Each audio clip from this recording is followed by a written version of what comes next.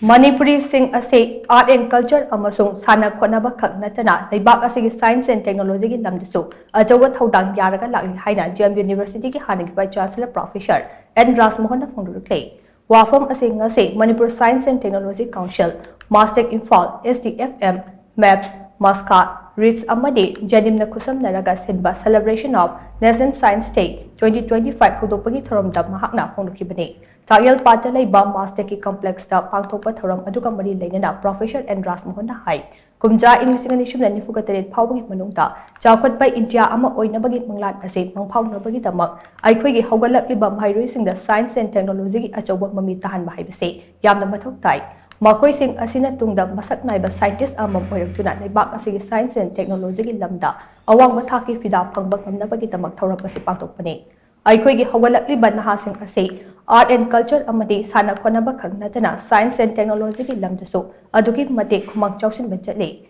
India amadi malem gi tongan mafam kaya da Manipuri macha kaya scientist oiduna science and technology ki tongan lamda achouba thoudang laude. Tha leimai yobang kamkraba India ge Chandrayaan-3 mission aduda Manipuri macha amana achouba thoudang laukibagi kwadi ngasi maksu nahongna na ningsingba yai. Masina takpadi Manipuri sing ase science and technology gi awang mathaki lamda saruk yari haibani. Culture amasung sports da aikhoi gi tawba ngamba adudagi tadana science and technology gi lamdasu biyoi kya lei haina Professor and Rajmuhon da makha tana phongdokhe.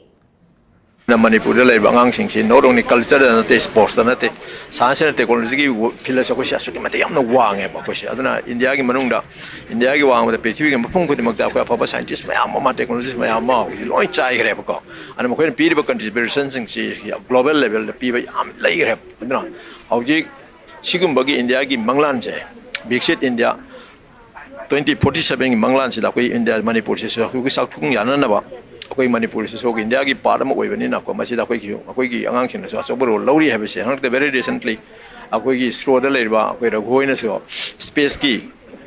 Chandrayaan mission na mai pa idna ko masida koi Manipuri masa koi ragoi yauri ne ma da te ato ba khara se yawi adu simba awang ma thagi sida koi Manipur masa si involve to ngam na tra simai to da ngai makan